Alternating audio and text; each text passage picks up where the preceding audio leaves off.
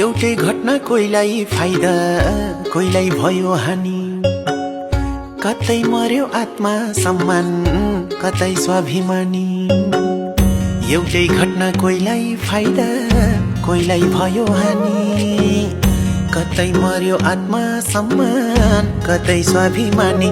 तिम्रो मायाले मलाई पीर दियो, ओ तिम्रो मायाले मलाई पीर दियो।